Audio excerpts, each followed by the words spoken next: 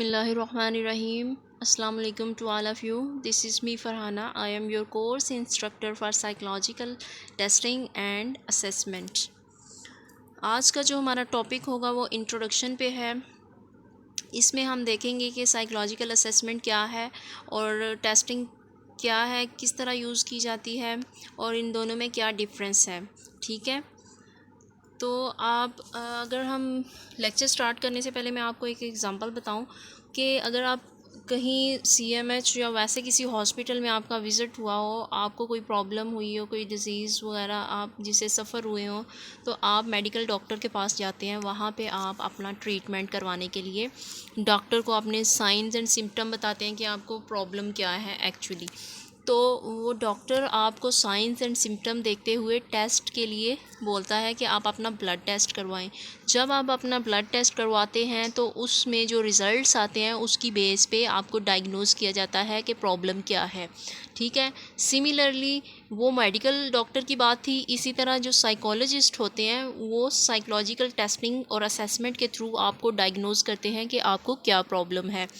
तो हम देखते हैं कि साइकोलॉजिकल असेसमेंट के लिए कौन कौन से ऐसे टूल्स हैं जिनको यूज़ करते हुए साइकोलॉजिकल असेसमेंट की जाती है और टेस्टिंग अप्लाई की जाती है डिफरेंट डिसऑर्डर्स को डायग्नोज करने के लिए. वेदर वो टेस्ट पर्सनालिटी टेस्ट हो, इंटेलिजेंस टेस्ट हो या कोई भी साइकोलॉजिकल डिसऑर्डर से रिलेटेड टेस्ट हो.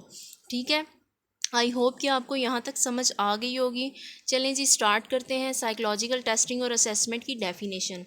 और जब बात की जाए डेफिनेशन की तो साइकोलॉजिकल असेसमेंट क्या है, वो क्या है कि the gathering and integration of psychology related data for the purpose of making psychological evaluation that is accomplished through the use of tools such as test, interviews, case studies, behavioral observation, and typically design apparatuses and measurements of the measurement procedure different type के होते हैं. ठीक है, तो हम देखें अगर first portion definition का तो वो क्या है, gathering and integration of psychology related data. जितना भी साइकोलॉजी से रिलेटेड डाटा है उसको गैदर करना, उसको इंटीग्रेट करना, उसको देखना कि इसमें क्या प्रॉब्लम्स आ रही हैं, क्योंकि हमने ये चेक करना है, उसको लिस्ट डाउन करना है. किस पर्पज़ के लिए, साइकोलॉजिकल इवैल्यूएशन के लिए, क्योंकि साइकोलॉजिकल इवैल्यूएशन हमें बताएगी कि जो पर्सन, जो क्लाइंट हमारे पास सिम्टम्स एंड प्रॉब्लम्स लेकर आया है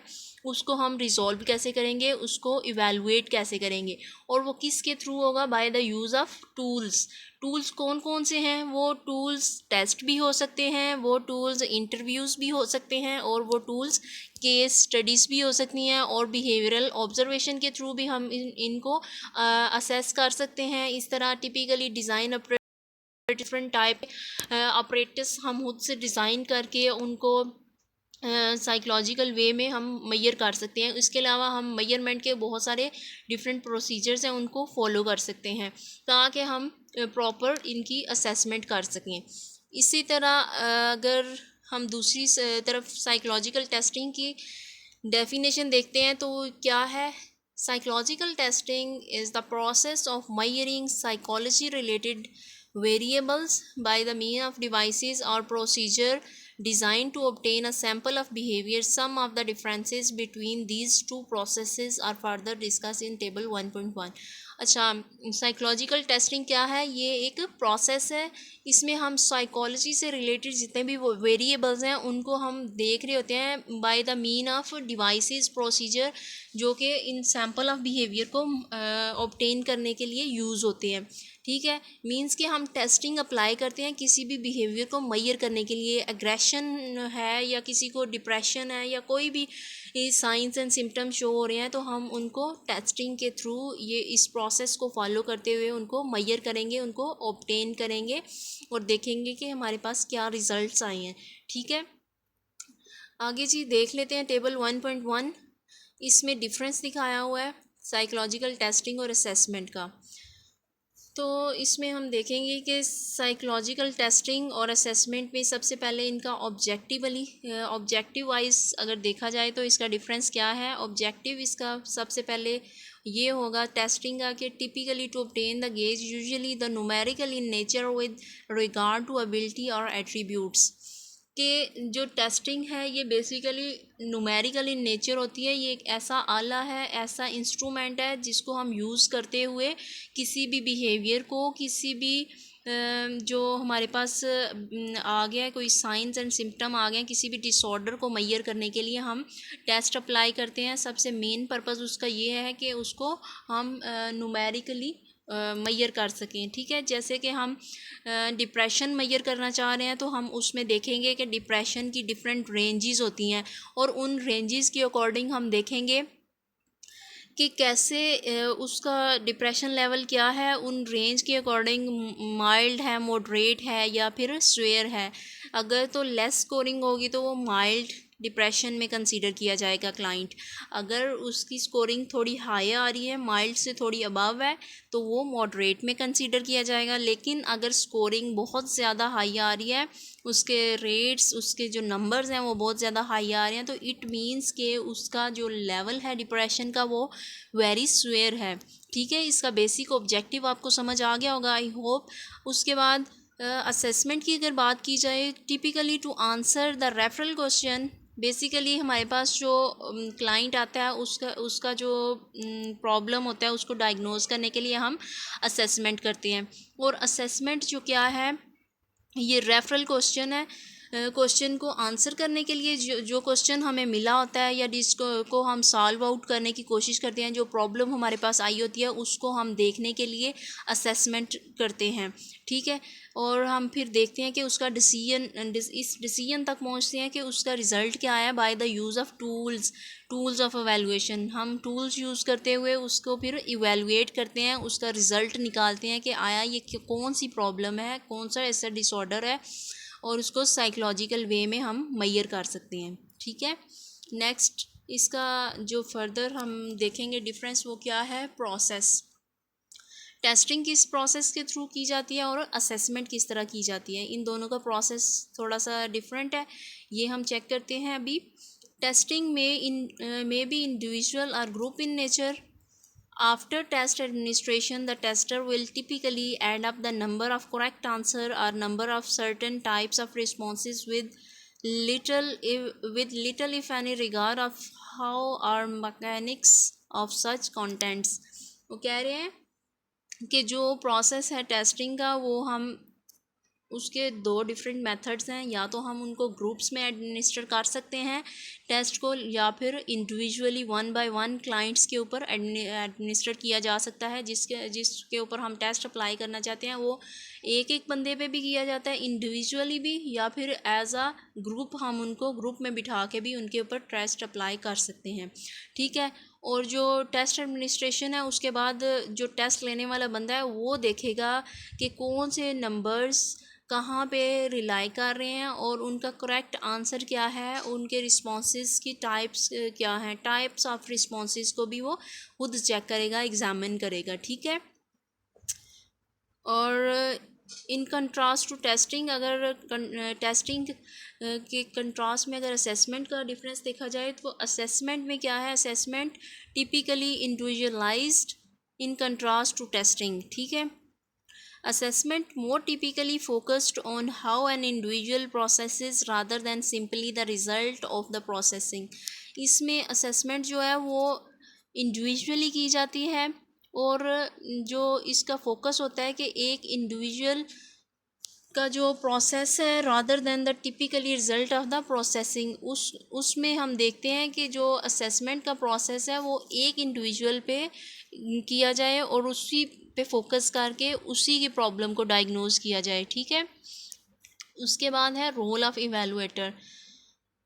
the tester is not key to the process. इसमें टेस्टर जो है वो इसका जो प्रोसेस है, जो प्रोसेस पूरा इनटेक कर रहा होता है टेस्टिंग में, वहाँ पे जो टेस्टर है वो इसकी की नहीं होता। Practically speaking one tester may be substitute for the another tester without appreciably affecting the evaluation। वो कहते हैं कि अगर हम इसको evaluate करना चाह रहे हैं टेस्टिंग को, तो इसमें अगर एक बंदे ने टेस्ट कंडक्ट करवाया है तो वो उसकी जगह पे ज़रूरी नहीं कि वही बंदा खड़ा रहे और टेस्ट ले, बल्कि दूसरा बंदा भी उससे क्वेश्चन फिल करवा के उसे वापस रिटर्न कर सकता है। ये इस टेस्टिंग की रोल ऑफ एवेलुएटर में बात की जा रही है। उसके बाद असेसमेंट है। Assessment is the key to process the selecting the test other tools of evaluation as well as drawing the conclusion from the entire evaluation.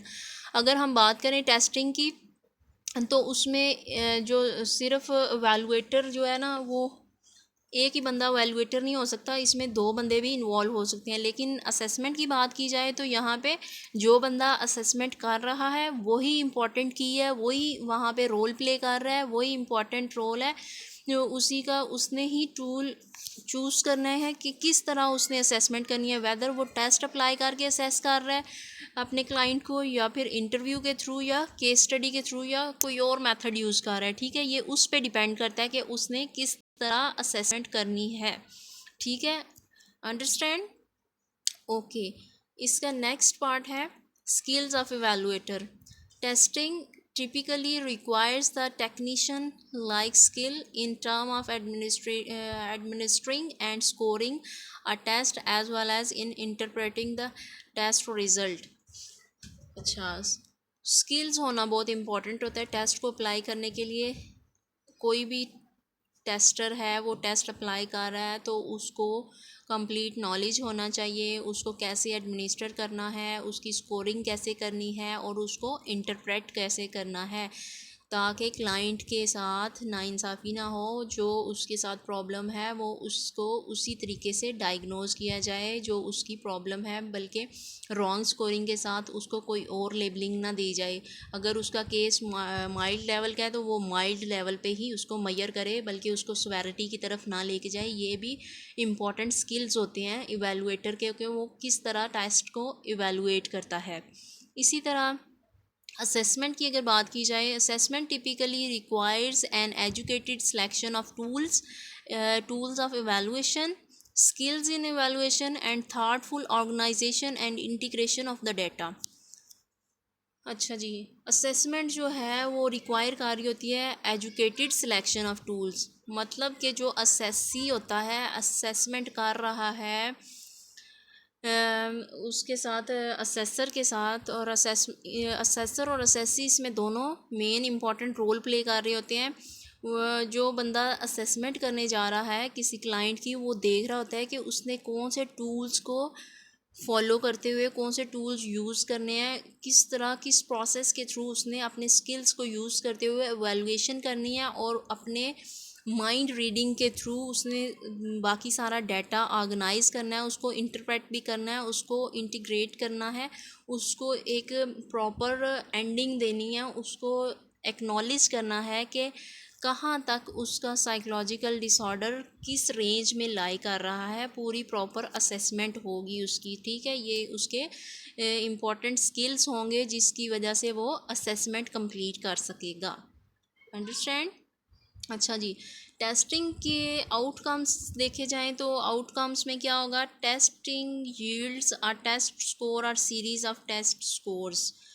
मतलब ये हुआ कि अगर हम कोई भी टेस्ट अप्लाई करते हैं तो उसके एंड पे जो रिज़ल्ट्स आएंगे वो उसके स्कोर्स होंगे। उन स्कोर्स की बेस पे हम देख सकेंगे कि ये टेस्ट की नोयत क्या है, ये जो जिस पर्सन पे अप्लाई किया जा रहा है उसका लेवल क्या है टेस्ट का, उसकी स्कोरिंग से पता चलेगा। या फिर डिफरेंट उसकी सीरीज़ होंगी, series A, B and C, जिसके थ्रू हम देख सकेंगे कि इसका लेवल क्या जा रहा है सेवेरिटी का।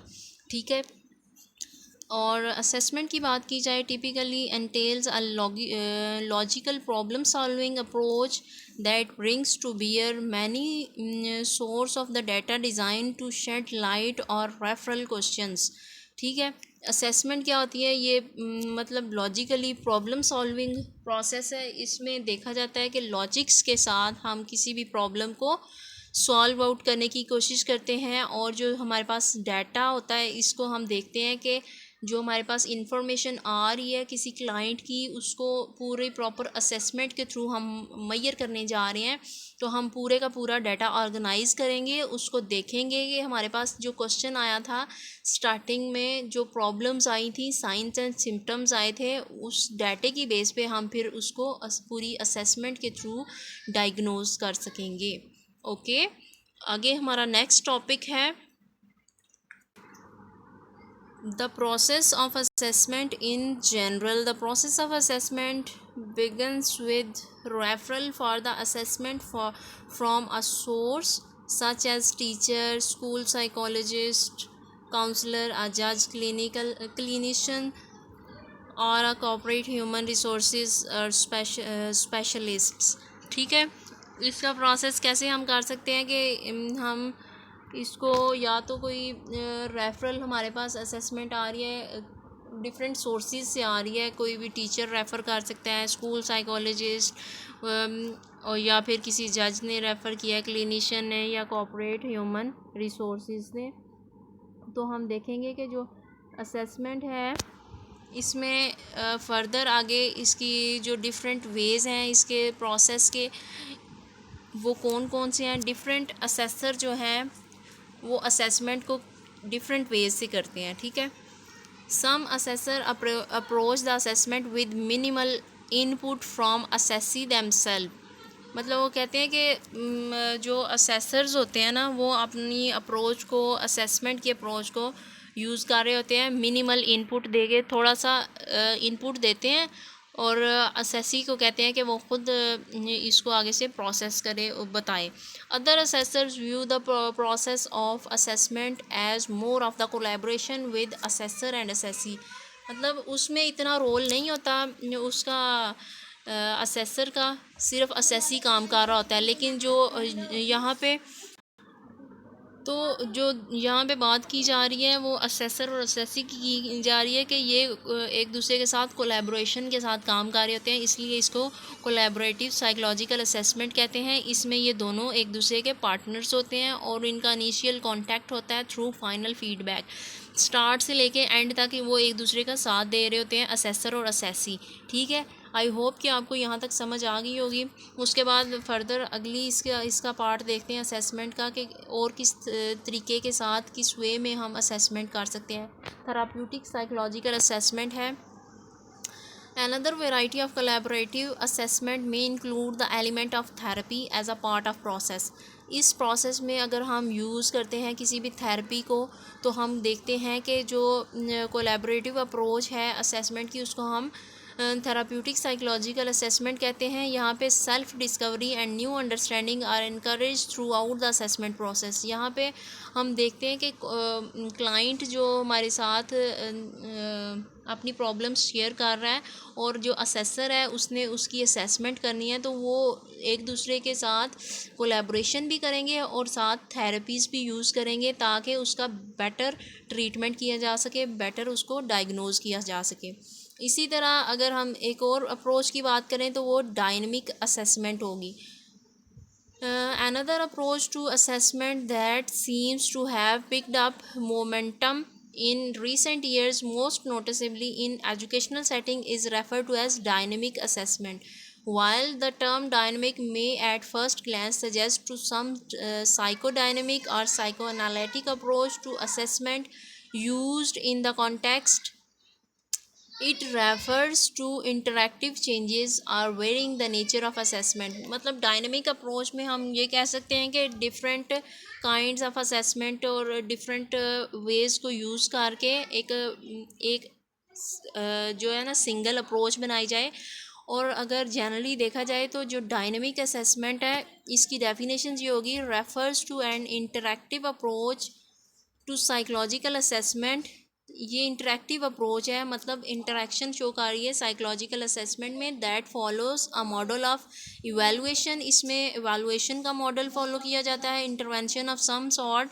Evaluation dynamic assessment is most typically employed in educational setting, although it may be employed in correctional corporates, neuropsychological and clinical and other settings as well.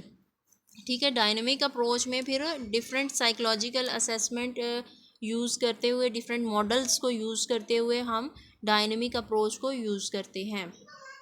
आगे नेक्स्ट बात की जाए टूल्स ऑफ साइकोलॉजिकल असेसमेंट, तो tools में ये चीज़ involve होगी, वो हमने साइकोलॉजिकल असेसमेंट की डेफिनेशन में भी पढ़ा है कि टूल्स डिफरेंट टाइप्स के होते हैं।